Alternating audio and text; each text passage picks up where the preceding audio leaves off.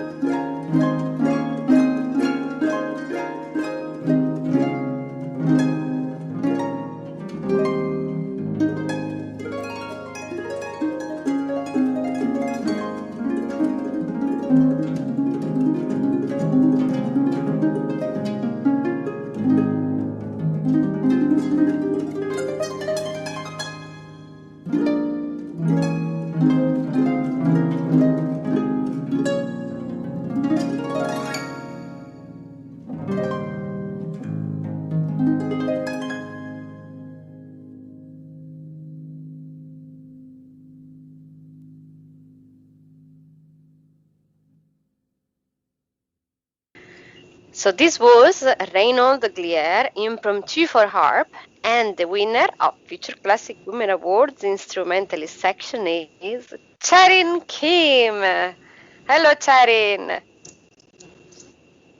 Hello, so nice to hear you again.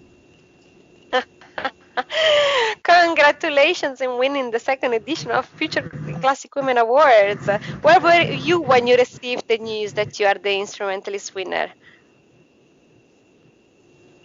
Oh, thank you so much.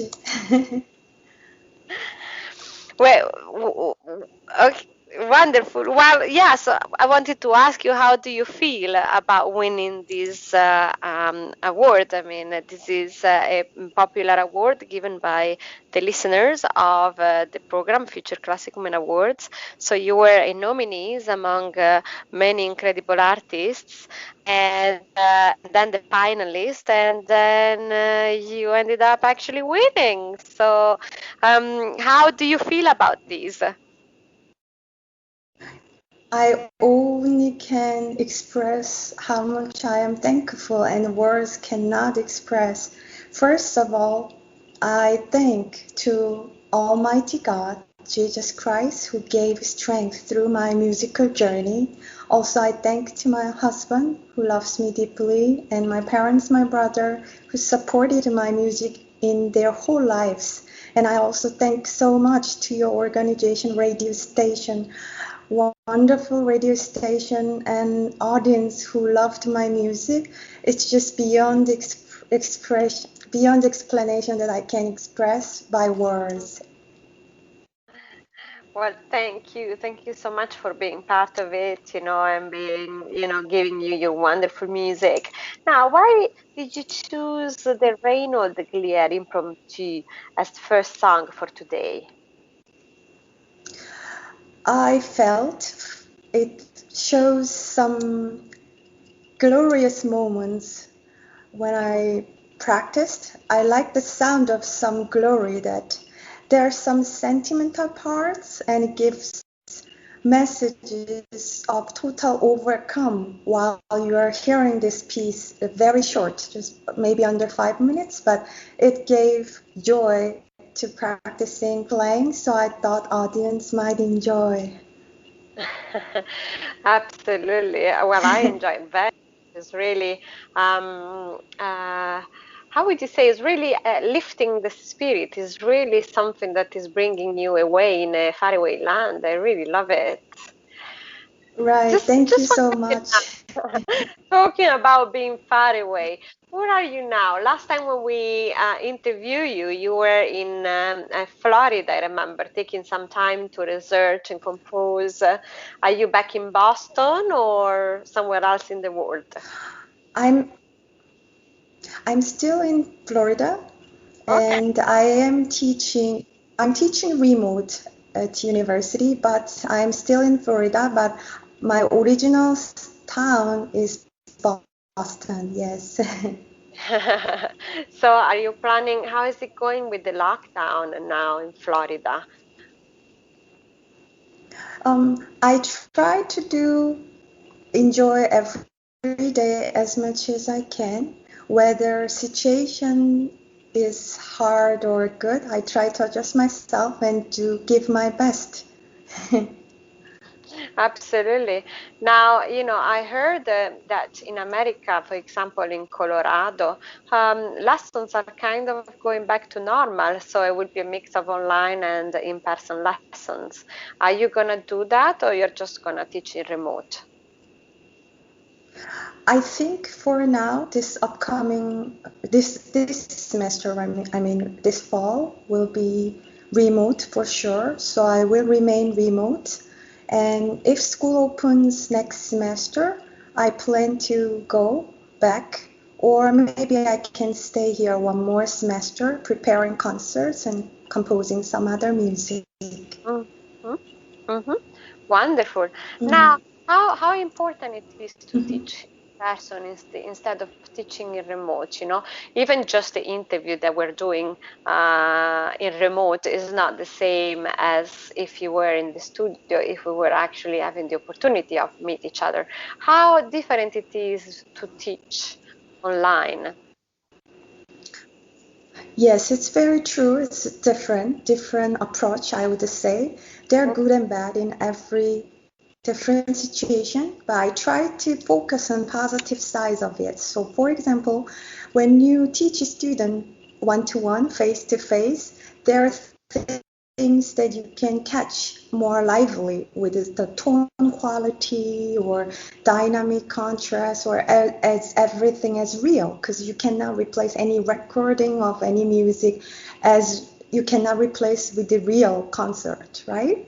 So Mm-hmm. it's the same thing, but I see the passion beyond eager to learn from students, even from remote. They try to focus so much, they observe everything so carefully, they're so thankful and happy.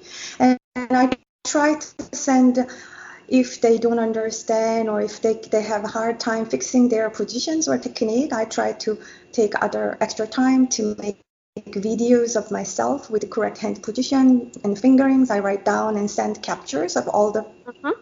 fingerings that might be suggested and things like that. So you just have different approach as long as their hearts of passion that you're sure that we are going to make sure this will happen, then it will happen as long as God allows us. So yes, we are happy either way.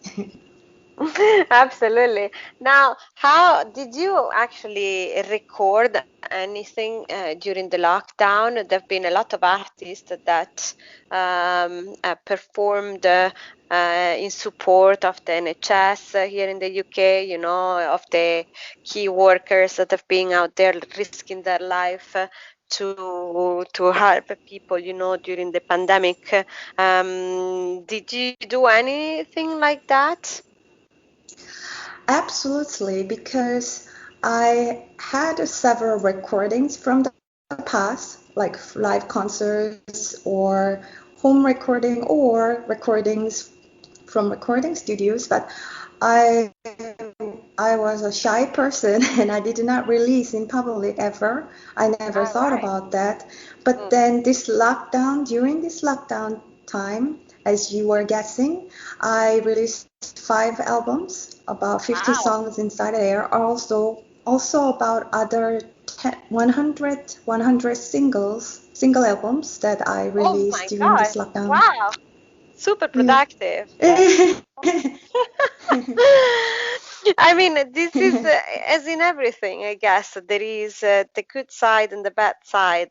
I mean, there is the tragic side of the people, of course, that they lost dear friends or family members to this Right. terrible virus. But there is also the good side of making us appreciate more what we have and the people that we have around, and Right. actually when we can see them, and in this case as well, making you less shy and enabling you, to actually put out more beautiful music. So congratulations.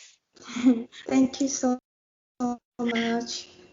Now, I would like to ask you actually. So, this is a competition, right? So it's an award given by the public. Is a title given to the most beloved or most interesting artist that we've been lucky enough to meet or interview during this year. How important it is for an instrumentalist or a composer to compete. Let's explain that to the audience. Do you mean, pardon me? Is You it mean is how it to important explain? in the sense? Would you like to explain what does it mean for you to compete in a competition? To perform against other artists like you, I normally I harp see. competition or piano competition. Why do we do that? Right, right. Okay.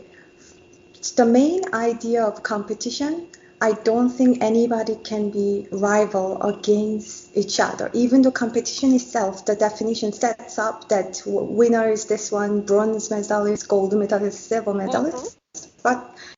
But I still believe the rival, if I have to use that term, rival, it's Mhm. myself. It's Mhm. myself that I practice, even there are many fall times that I Mhm. fall off with my technique, or there this determination, that discipline that you have to overcome yourself. So rivalry, I would take that it's your rival, own overcome via against yourself, but it's a joyful competition to yourself because you only seek for gain after this long time of practice. You present the beautiful music and people love. They cry out of joy and touching their hearts. So it's so meaningful. Mm-hmm. And I know there are many young I know there are many youngsters, young students attending the competitions, and I do see the good parts of it is that try to motivate because people, if students, if there are no tests at all, no homeworks, no tests, no grading system, it's Yeah. very easy to get lazy, right? So knowing Yeah. that knowing that you set up for some concert program and competition, it definitely gives motivation. Yes, absolutely. That's exactly it. I mean, what I wanted to shine a line on is the fact that for us to compete, it's not like when you see the Olympic Games and the 100 meter, sprint or the higher jump, Right, right, whatever. This is not being better than someone else. It's just to give out yeah, as much right, as you can yourself as an artist.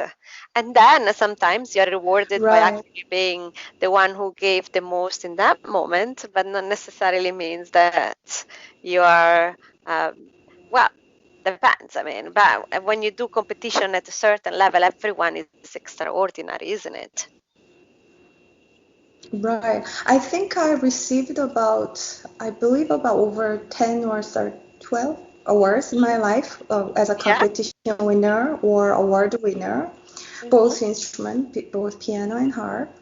But I myself, first of all, always enjoyed playing in a concert setting without competition. You just go, your family, friends, and all the audience who love your music came to concert, try to listen. That's so exciting.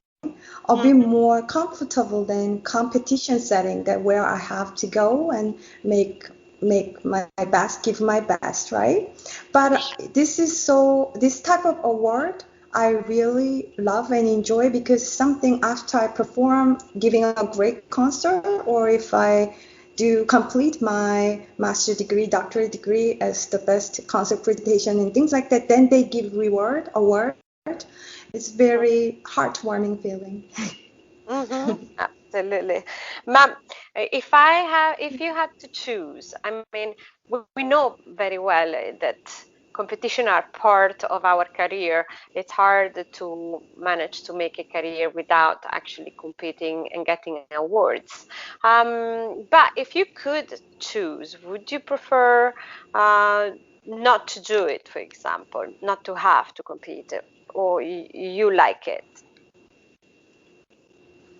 Well, I think I follow my instincts. Sometimes some competitions, if I feel like those repertoires, I want to try learning all the four stages and I want to go for it. And Yeah. if my other schedule with when I was a student, for example, if my academic schedule allows and the health situation allows, for example, for musicians, not only emotional mental health is important, but also physical health is extremely important.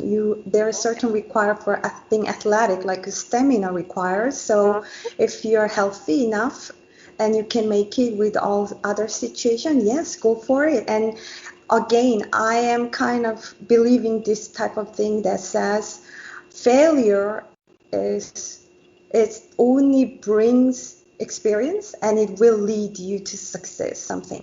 So I'm not Absolutely. afraid of trying. Yes, you're not afraid in trying. Absolutely.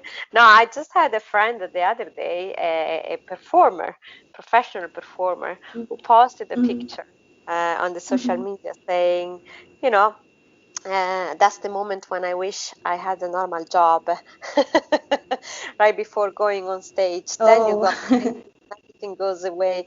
Did you ever had that feeling or that thought about abs- not doing this job? well, for me, never. because I knew music was my destiny. One day, actually, I was uh, asking myself two questions seriously. Mm-hmm. Because when I was younger, when you're a child, you just wish you will get age faster. Like when you're 10 years old, oh, I want to be in my 20s quickly. But then as you get older, you realize life is not that long.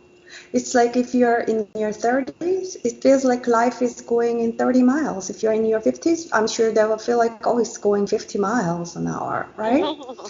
So I I thought I asked myself, what can you do to have meaningful life? And what's the reason you chose music? And I got the answer that I chose music because I loved it. I'm never going to change that. Anything related with music, it will be always in my bone, and I will live my life for that. But it was so touching knowing that music can be my tool to touch people's hearts. Sometimes there are many people suffering, like around this time. They probably lost ones or suffering themselves, but then I cannot embrace, like hugging them, give a small hug, or take away their tears from them. But I believe somehow I can reach out to them through my music and give them comfort. And when their joyful moment comes, they also can listen beautiful music and feel uplift mood, right? Mm-hmm. And other other thing was about how can I have meaningful life?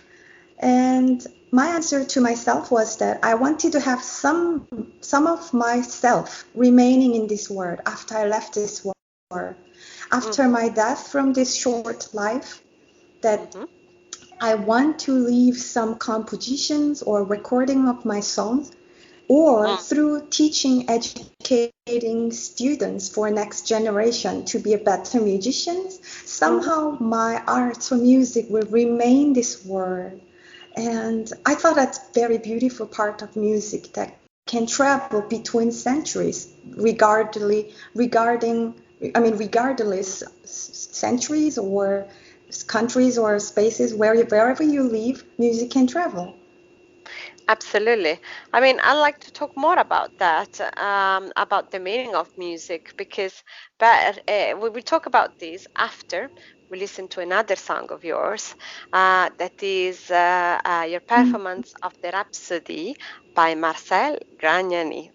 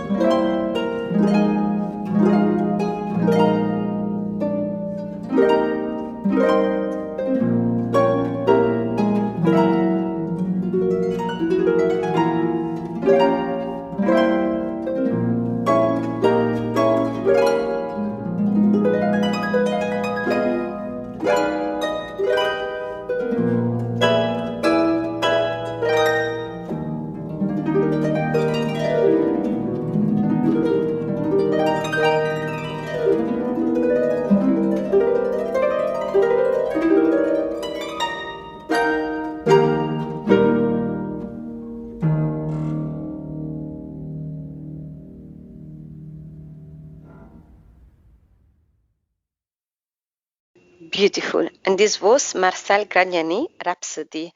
Chaerin, actually going back to our discussion on competition and competing, you direct the USA International Music Competition. How is it to be on the other side of the competition, you see, or to be a judge in a competition, a jury in the competition? What's the difference between competing and then actually directing a competition? I would say rating in the competition felt when I was judging the competition, I try to see the best parts of every performer. I absolutely everybody I mean have different side of decision. For example, some people like clean playing without mistake as less as possible, even no one is perfect. Some people try to see interpretation, more of how the performer has deeper in depth of knowledge of leading their own interpretation through their musics, or some other judges might be seeking for making pretty pleasant lines constantly with every beautiful phrases and how the flow should go, right? But I mean, of course, I had to consider all of these three, but try to see what's the best things in each performer and try to give the best score for those each performer to encourage those and also leave comments for them. Yeah, I mean, the comments are so important. In a way, it's a key to understand how to improve and where to go and how to go to the next level, particularly when you are a young competitor. And those are skills that you can then find in the everyday life, isn't it? Right, and there is actually one other addition is that there is a difference when you are grading students for jury, for example, for competition, it's type of competition because student will have to compete for the award, right, after jury every semester. You kind of know the students, their personalities, how hardly they worked, or you kind of know their backgrounds of academic study journey. Yes. Yeah. But when you go to judge, right. But when you go to judge in an international competition, you don't know each other, but you communicate, you get to know this performer's life through their music. So it's which is exciting because performers speak through their music without a single word, absolutely no single word, but you express who you are, how you have been experiencing in your life. I believe I see that every performer show me that. So there is something like which is like singing movie that I did not see the trailer, but I'm watching it for the first time. Shocking, just come out. So something different as a judge.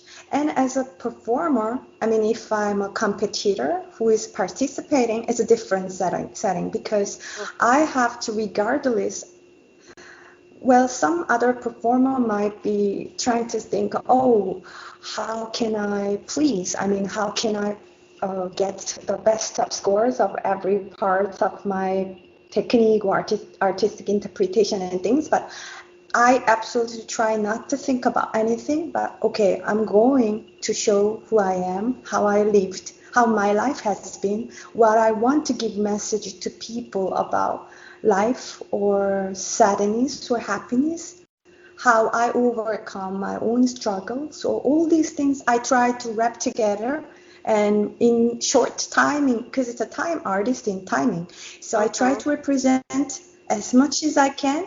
If they take it and if they see good parts of it, great. I will, if I get blessed, then yes, I will get a award. If even if not, I'll be so happy. I had a wonderful opportunity to perform in front of so many wonderful, honorable judges, international judges or national competition judges.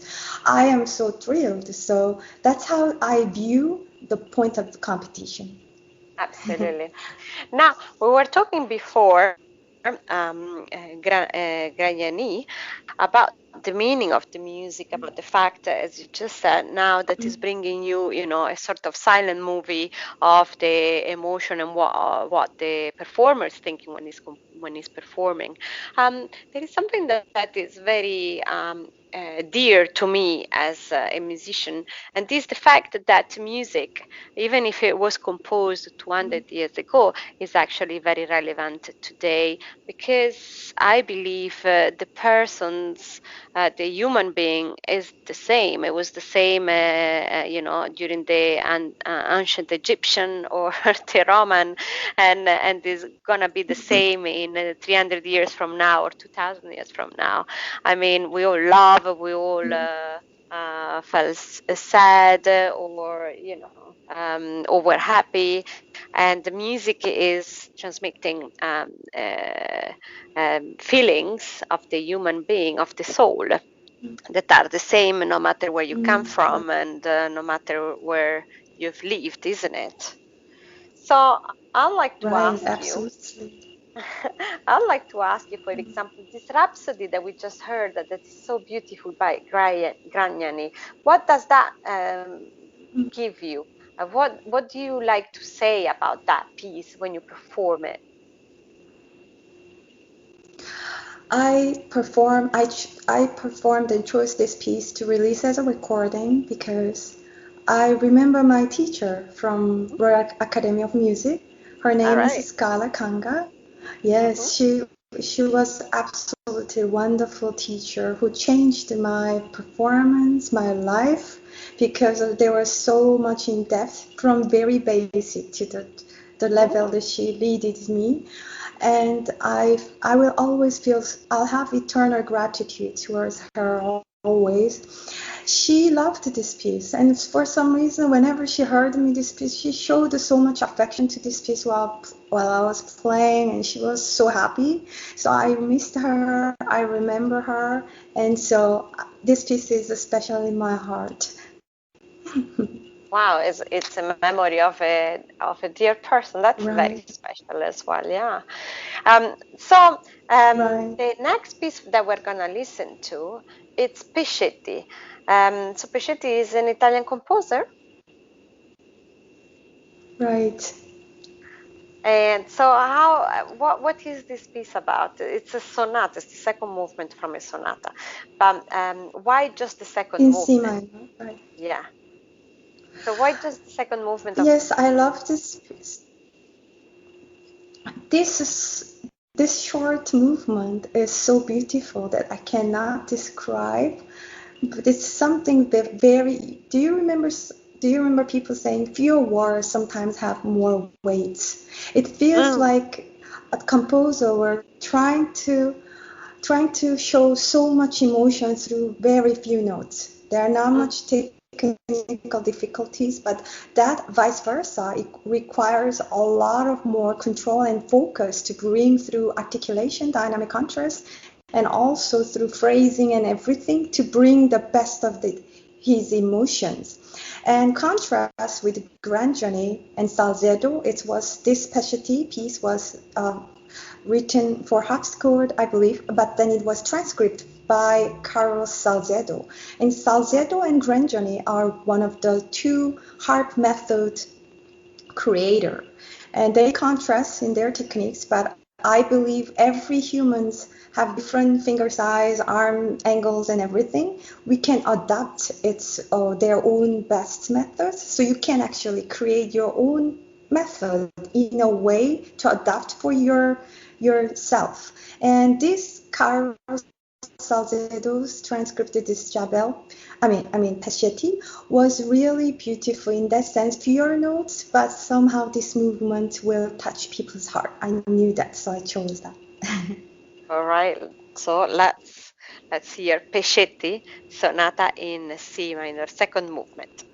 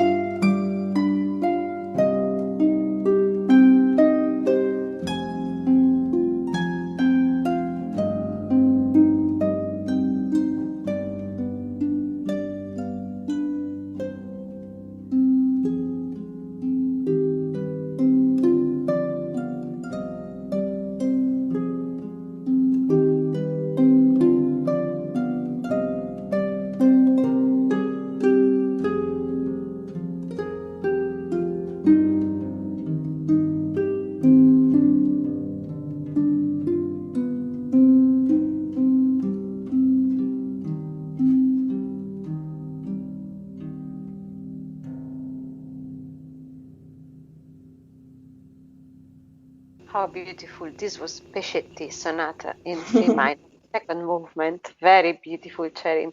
So full of melancholy as well, and so intense. Just wonderful, really. Thank you for sharing this piece with us today. So we're Thank you. now in the last part of our interview, and that's the part where we're gonna be, talking about something a little bit lighter. So, what would you say is the funniest piece that you ever performed? Something that is giving you, makes you smile or makes you even laugh when you play it, if that happened ever. Yes, there are many pieces, but I think for me, composers are wonderful. By some reason, every piece has sad parts and happy parts, overcoming parts, struggle parts, all the parts. So I would say it's every part of every composition. I feel certain parts that there is so much joy. It's like a spark, like fireworks in my heart. This is so fun part to practice and play. So I experienced that almost every piece, I would say. Oh, wonderful. So the Yes. last the last piece that we're actually gonna listen to is a Partita by Bach for solo violin, transcribed for harp by Marcel Graziani again. Now, something about Bach. I mean, the Partita for solo violin, as the Partita for solo cello as well, the suite for solo cello, are some of the most incredible repertoire in those instruments and the history of classical music, really. What do you think about Bach and his music? Well, Bach is simply a father of music, right? And Yeah. his music is, I think, no one can even give any explanation how his music is. We just look up to his music and we just enjoy his legacy that he left Mm, in each of his every his composition. yeah. And I like this piece because it's something beyond musical interpretation. Each Mhm. note has to produce a certain tone, dynamic contrast, and articulation. All these requires quite of stamina. You Mhm. have to be kind of athletic, right? Oh It yeah. means, I, yes, I mean, mental focus is needed above anything. But yes, this piece requires focus in every aspect. It's beyond musical interpretation. So I love listening this piece in the morning sometimes because I Yeah. feel very fresh. It's like Mm, brainwashing fresh. mm, There are pieces like other pieces, like let's say Pachetti. mhm, That type of piece is like Beethoven's Moonlight Sonata, for example. mm, It has mm. moto perpetuo right hand motion going, and this Pachetti is opposite. It's left hand moto perpetuo, just constantly going, but representing beautiful melody inside hidden or coming out. But Mm. this type of music is something that as you get older, every year you kind of play slightly different with a different interpretation because you Yeah. have different life experiences and you get mature in other senses. So that type of music, you will be surprised if you record yourself Moonlight Sonata 20 years ago and 30 years later, right? Mm. But this Bach Partita really requires certain freshness that has to stay there eternally, like without change of ages or interpretation. It's just spark, just absolute boldness there. Absolutely. I mean, there is so I like the fact that you said that you associate back, this back in particular, with the morning freshness. I Right. believe there is, or like Beethoven, that is has been renamed the Moonlight Sonata because people feel like its color is the white of the moon at night. That's a very special Mhm. thing. So, which color would you say is this piece? Which color would that make you think of? And then I'll give you my color, and then we see if the same. Actually, no, we listen to it and then we decide which color that should be, shall we? Let's listen to Johann Sebastian Bach, Partita for Solo Violin number 3 in E major, the prelude transcribed for harp by Marcel Crayani with Chaerin Kim at the harp.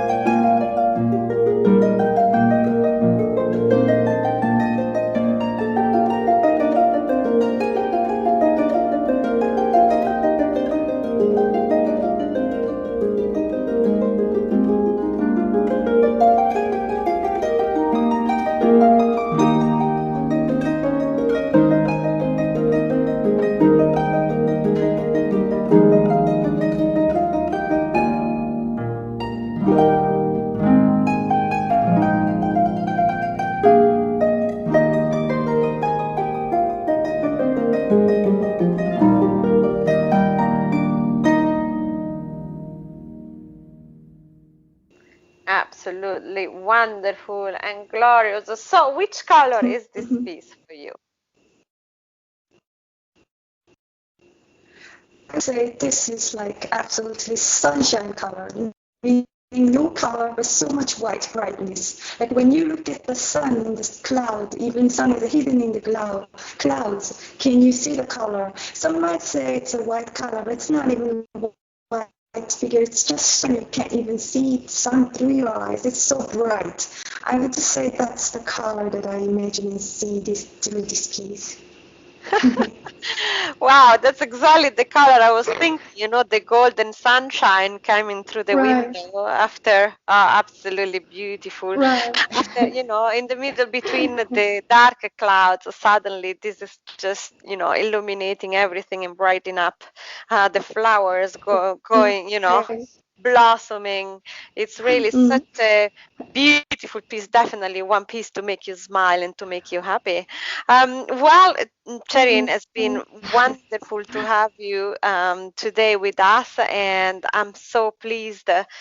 Congratulations on this other achievement among the many awards that you already received. What's your next project?